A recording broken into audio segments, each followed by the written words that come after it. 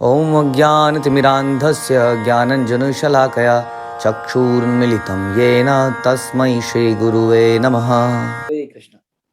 आप सभी का स्वागत है वैदिक वैष्णवी के इस सेशन में, सत्र में।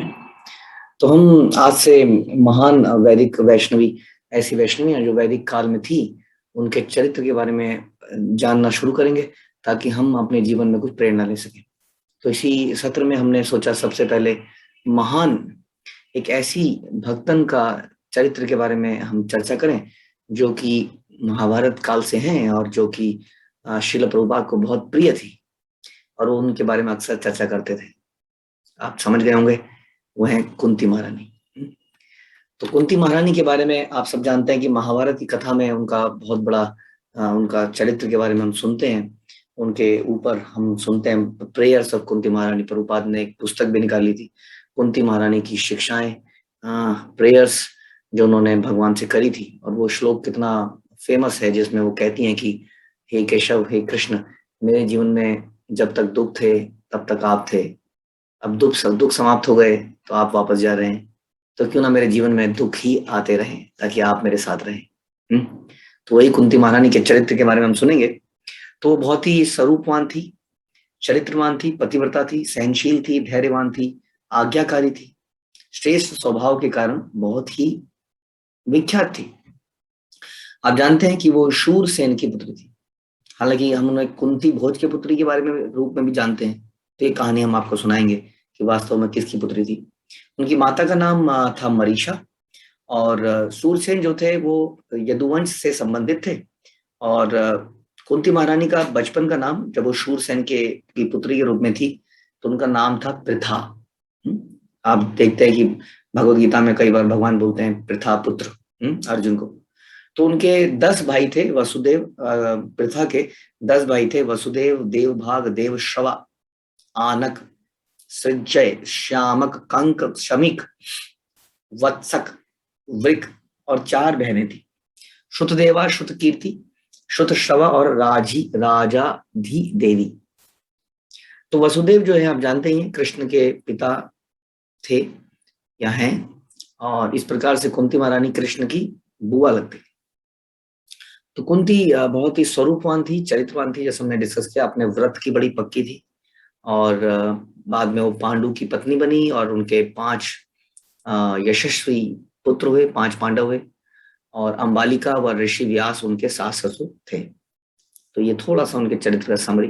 अब हम सुनते हैं बाल्यकाल से किस प्रकार से वो बाल्यकाल उनका किस प्रकार बीता। तो हमने सुना कि किस प्रकार शूरसेन की पुत्री थी और मरीषा उनकी माँ का नाम था। तो बाल्यकाल के समय में ही काफी चरित्रवान थी, काफी उनके ये इस घटना से आपको पता लगेगा कि बचपन से ही उनके अंदर कितने गुण थे। तो एक दिन क्या हुआ कि उनके जो पिता थे शूरसेन, वो अपने चचेरे भाई यानी कि चाचा के लड़के, कजन ब्रदर, उनके भाई वहां पर आए जो कि जिनका नाम था कुंती भोज, जो कि भोजपुर के राजा थे। तो भोजपुर के राजा शूरसेन के पास आए जो कि मथुरा के राजा। तो शूरसेन थे मथुरा के, वो थे भोजपुर के। तो जब भोजपुर से कुंती भोज उनसे मिलने आए, तो उसके बाद जब वो वापस जाने लगे भोजपुर वापस, तो अचानक से शूरसेन अपनी बेटी को बोलते हैं, कुंती महारानी प्रथा को, कि चलो प्रथा इनके राज्य में चलते हैं, इनसे जरा थोड़े दिन इनके यहाँ भी रह के आते हैं। और तुरंत जब वो जा रहे थे तभी के तभी बताया। तो वो अचानक से अपने पिता की आज्ञा पर रथ पर बैठ गई, साथ में उनके पिता भी थे शूरसेन, और वो भोजपुर के राजा कुंती भोज के साथ चल पड़े। वो इसमें अपनी माँ से भी नहीं मिल पाई क्योंकि इतनी जल्दी सब कुछ हुआ। तो पहली घटना तो यही आती है, कितनी आज्ञाकारी थी, तुरंत उन्होंने बोला चलिए पिताजी, और उसके बाद वहां चले गए। अब भोजपुर में काफी दिन तक दोनों रहे, बेटी और पिताजी उनके शूरसेन। और कुछ समय बाद शूरसेन ने वापस आने की आज्ञा ली, और अचानक से कुंती महारानी को बोलते हैं कि हे कुंती, हे प्रथा, आज से आपके पिता यही हैं। कौन? कुंती भोज। ये सुन के वो एकदम से हैरान रह गई और उन्होंने बोला सारी कहानी की कि काफी समय की बात है, 12 साल पहले की बात है कि हम एक बार दोनों मित्र शिकार के लिए जा रहे थे, वहां से वापस आकर आ रहे थे, तो हमने देखा कि कुंती भोज बहुत परेशान है।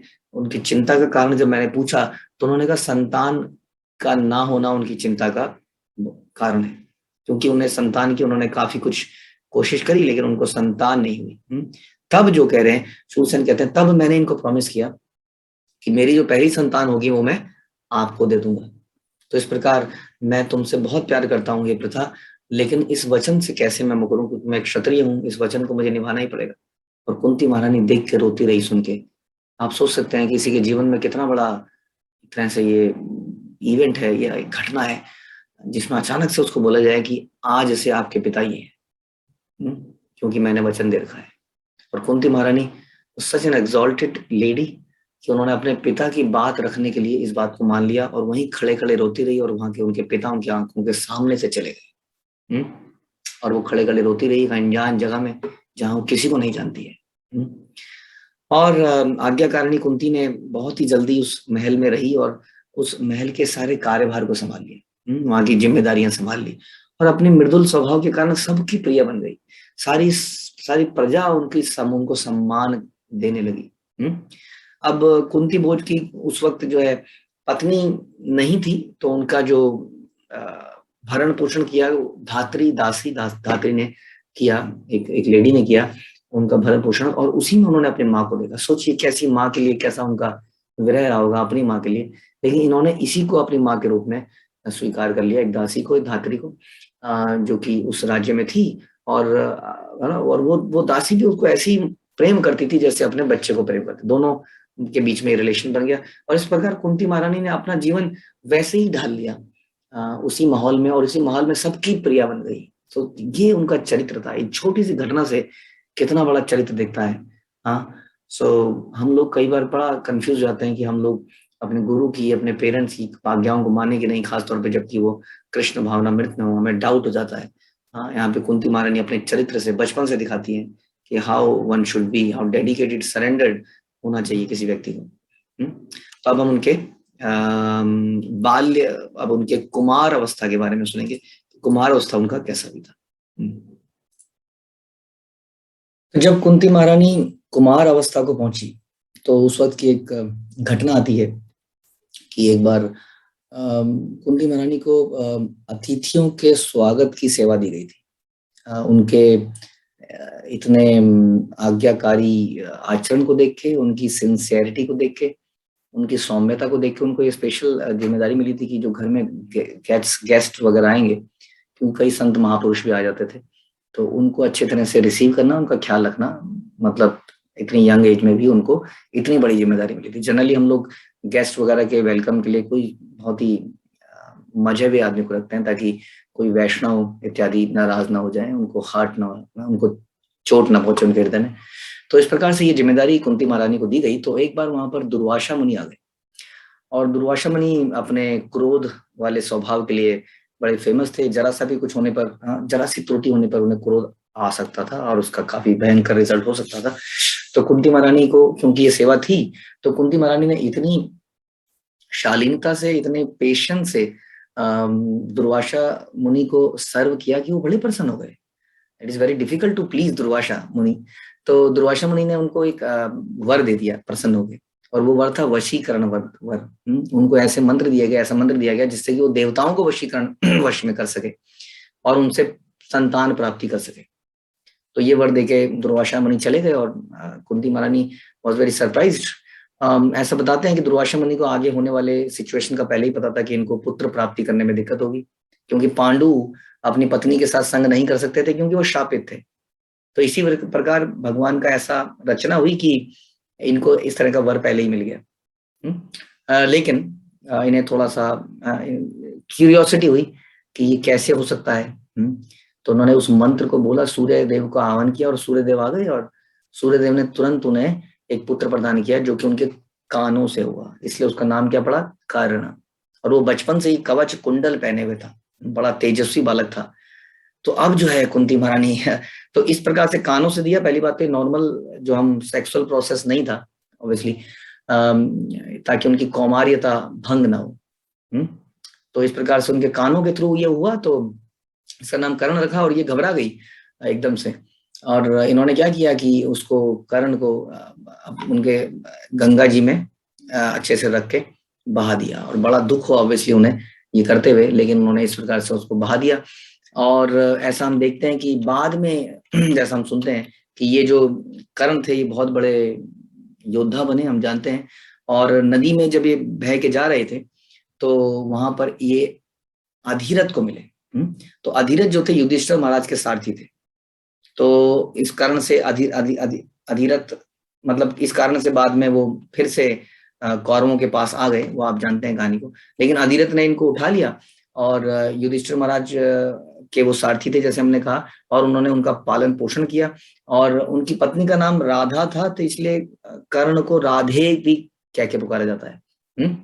तो इस प्रकार से इस पर्टिकुलर कहानी में हमने जो सीखा वो ये सीखा कि कुंती महारानी अपनी सेवाओं में इतनी निपुण थी कि दुर्वासा मुनि जैसे व्यक्ति को भी उन्होंने प्रसन्न कर लिया, उनसे वर प्राप्त कर लिया।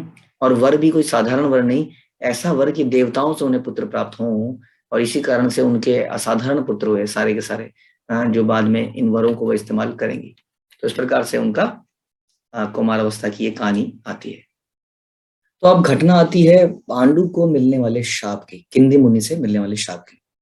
तो इस प्रकार से अपनी पड़ोस के राज्यों को जीतते जीतते पांडु थक गए थे। अब उनको ये एडवाइस मिली राज्य से, भीष्म पितामह से, विदुर से, कि उन्हें थोड़ा विश्राम करना चाहिए। तो ऐसा हुआ और उनके विश्राम के लिए व्यवस्था की गई। तो उन्हें एक तपोवन में भेजा गया जहां उनके रहने के लिए कुछ व्यवस्था की गई। तो पांडु अपनी पत्नी माद्री और कुंती महारानी के साथ तपोवन में चले गए और वहां पर रहने लगे कुछ समय विश्राम करने के लिए। तो एक दिन वो माद्री के साथ घुड़सवारी पे गए थे जंगल में। तो वहां पर अचानक से उन्हें एक किंदी मुनि मिले, किंदी मुनि। तो किंदी मुनि ने उनको कुछ ज्ञान दिया कि किस प्रकार से हम जब पैदा होते हैं तो हमारे ऊपर बहुत सारे ऋण होते हैं, देवताओं के, पृथ्वी के इत्यादि। और उन्होंने समझाया कि इन ऋणों को हमें अवश्य उतारना चाहिए, और यदि हम पुत्र प्राप्ति करते हैं, संतान प्राप्ति करते हैं, तो पृथ्वी का बोझ उतर सकता है। तो इस प्रकार से उन्होंने आशीर्वाद दिया दोनों पत्नियों को, माद्री को भी और कुंती महारानी को, कि आप पुत्रवती वधु बने। इस प्रकार से वो लोग प्रणाम करके वहां से वापस आ गए। और उस वक्त सत्यवती जो इनकी दादी थी, वो पांडु के वियोग में थोड़ा चिंतित थी, और तो उन्होंने संदेश भेजा कि वापस आए। तो ये वापस आने की तैयारी कर रहे थे, तभी एक शेर की दहाड़ने की आवाज आती है। और शेर की दहाड़ने की आवाज सुन के माद्री के मन में थोड़ा सा एक्साइटमेंट हो जाती है, रोमांच आता है कि इस शेर को आप मार के लाइए। तो पांडु जो है शेर की खोज में निकलते हैं, लेकिन अंत में वो शब्द के अनुसार, शब्द सुन के शब्द भेदी बाण चलाते हैं। और जब वो बाण चलाते हैं तो गलती से किंदी मुनि और उनकी पत्नी की छाती को भेद के निकल जाता है। और ये उस वक्त होता है जब दोनों शारीरिक संबंध बना रहे थे संतान प्राप्ति के लिए। और किंदी मुनि एकदम क्रोध में आकर पांडु को श्राप देते हैं कि जब तुम इस प्रकार से पुत्र प्राप्ति के लिए अपनी पत्नी के साथ संबंध बनाओगे तब तुम्हारी भी मृत्यु हो जाएगी। अब ये सुनते ही पांडु महाराज जो है, वो तो सतुगुणी व्यक्ति थे, मानना नहीं चाहते थे। तो उनको एकदम से बड़ा दुख होता है और वो तुरंत हस्तिनापुर चले जाते हैं अपनी पत्नी के साथ, और भीष्म पितामह को सारी बात बताते हैं। और उनकी बड़ी तीव्र इच्छा होती है कि मैं इसका प्रायश्चित करूंगा और प्रायश्चित करने के लिए तपोवन में जाऊंगा। तो भीष्म पितामह के मना करने के बाद भी पांडु जो है तपोवन जाने के लिए जिद करते हैं कि मुझे इसका प्रायश्चित करना है, और आने लगते हैं। और उस वक्त माद्री और कुंती महारानी भी पति परायणता होते हुए, अपने पति को फॉलो करते हुए जंगल में आ जाती हैं उन्हीं के साथ तपोवन में। और सार तीनों के तीनों एक तपस्वी का जीवन वहां पर बिताने लगते हैं। तो अगेन एक और सीख यही मिलती है कि किस प्रकार से पत्नी को अपने पति के स्पिरिचुअल वाउज, स्पिरिचुअल जो शपथ होते हैं, जो उनको प्रोमिसेस होते हैं अपने गुरु के प्रति, उनकी जो सेवाएं होती हैं, उसके लिए सपोर्ट करना चाहिए। जैसे कि सीता महारानी ने राजा राम के साथ किया। वो अपनी सुख सुविधा को ना देखकर अपने पति के लिए गए इस आध्यात्मिक वचनों को पूरा करने के लिए पति की मदद करती है हमेशा, और अपने को कष्ट में डालकर। तो कुंती महारानी इस प्रकार पांडु के साथ तपोवन में आ जाती हैं और तीनों के तीनों लोग तपस्या आरंभ करते हैं। और आगे सुनते हैं, काफी रोचक और जानकारी वाली, सीखने वाली, चरित्र निर्माण वाली कहानियां आती रहेंगी। अब बात आती है उनके स्वयंवर की। तो कुमार अवस्था में कुंती महारानी के स्वयं शादी का समय आ गया था, और उनके पिता कुंती भोज जानते थे कि उनकी बेटी कोई साधारण स्त्री नहीं है, सारे दिव्य गुणों से संपन्न है, तो इनका स्वयंवर किया जाना चाहिए। तो उनका स्वयंवर की तैयारियां की गई, और उसमें बहुत सारे कई सारे महान महान राजा आए, लेकिन कुंती महारानी ने पांडु को अपना पति के रूप में चुना।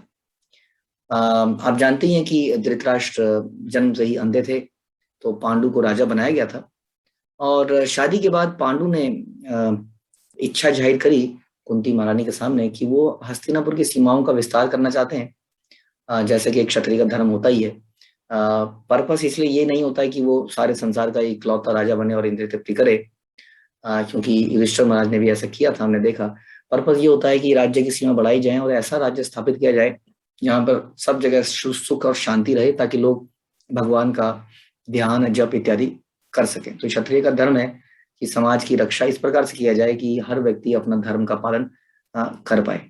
तो इस इच्छा से पांडु ने उनके सामने ये प्रस्तावन रखा कि मुझे यदि आपकी अनुमति हो तो मुझे ये कार्य करना है। तो कुंती महारानी ने इसकी परमिशन दी और उनको एक तरह से अपने हृदय से आशीर्वाद दिया कि ही कैन गो, और वो बड़े शांति से शांत हृदय से गए। तो अगेन ये दिखता है कि वो एक परफेक्ट क्षत्रियाणी थी, जो कि अपने पति को धर्म के रास्ते से रोकना नहीं चाहती थी। जनरली हम देखते हैं कि पति कोई वाव लेता है, कोई है ना, हम लोग सर्विसेज करते हैं बहुत सारी शिला प्रभुपाद के निर्देशन में, तो कई बार पति बहुत बिजी रहता है, अवेलेबल नहीं भी रह पाता है। तो हमने देखा है कि इस्कॉन की जो बिल्कुल डेडिकेटेड माताएं हैं, वो इन चीज के लिए अपने पति को न केवल अलाउ करती हैं बल्कि घर की सारी जिम्मेदारी अपने ऊपर लेती हैं, और इसी कारण ये सारा प्रचार कार्य हो पाता है। तो हम ये नहीं कह रहे कि वो लोग अपनी जिम्मेदारी से हट सकते हैं, बट हम बता रहे हैं कि कैसे महान स्त्रियां इस प्रकार से आचरण दिखाती हैं। तो कुंती महारानी ने उनको बड़े ही प्रेम से भेजा, और एक के बाद एक पांडु महाराज ने कई सारी सीमाओं को निकटवर्ती हस्तिनापुर की सीमाओं में ऐड करते रहे, और ऐसे ही ऐड करते करते वो एक राजा मद्र देश के नरेश के पास पहुंचे, उनकी सीमाओं पर पहुंचे, और मद्र देश के राजा ने उनसे लड़ाई करने के बजाय उनसे मित्रता का प्रपोजल रखा कि मैं तो आपसे लड़ना ही नहीं चाहता, आई एम एग्री कि आप राजा बने और मैं आपके बिहाफ पे राज्य चलाऊं। तो वहां पे मित्रता हुई, अग्रीमेंट हुआ, लेकिन उन्होंने अपनी बेटी जिसका नाम था माद्री, उस बेटी को पांडु को सौंपने की बात प्रस्तावना रखा कि आप इनको ऐसे पत्नी स्वीकार करें। लेकिन पांडु ने बोला कि यदि कुंती इनको एक्सेप्ट करेगी तभी मैं इनको पत्नी के रूप में ले पाऊंगा। असाधारण कैरेक्टर देखने को मिलता है पांडु का भी, और असाधारण कैरेक्टर था कुंती महारानी का भी, क्योंकि जब कुंती महारानी को ये बात पता लगा तो उन्हें थोड़ा सा लगा कि ये कैसा प्रपोजल दे दिया जा रहा है, मेरे से ही पूछा जा रहा है। और इतनी हैरानी की बात थी कि अपने पति के चरित्र को, अपने पति की इच्छाओं को देखते हुए वो इस बात के लिए एग्री कर जाती हैं। ना केवल एग्री करती हैं बल्कि माद्री को अपनी छोटी बहन की तरह रखती हैं। इतना प्रेम हम पढ़ते हैं जब महाभारत, तो कहीं उनका आपसी कलह कलेश हमने आज तक सुना नहीं है, जबकि आजकल के संसार में किसी भी कॉमन फैक्टर के लिए कलेश होता ही होता है, क्योंकि रिसोर्सेज लिमिटेड तो है ही संसार में। संसार anyway it's not perfect world, तो इसलिए यहाँ पर हमेशा किसी न किसी चीज के लिए कंपटीशन चलता रहता है। लेकिन इस तरह का कंपटीशन हम माद्री और कुंती महारानी के बीच में नहीं देखते हैं। तो कुंती महारानी बहुत ही इन दो घटनाओं से हम देखते हैं कि कितना उनके अंदर पेशेंस था और कितना कोऑपरेटिव नेचर था उनका, नॉन डिस्टर्बिंग कोऑपरेटिंग नेचर, जिन्होंने अपने पति के साथ इतना कोऑपरेट किया, और न केवल पति से बल्कि पति की दूसरी पत्नी से भी कोऑपरेट किया। तो एक असाधारण कैरेक्टर हमें अलग अलग कहानियों से दिखता है। आगे और जानते हैं।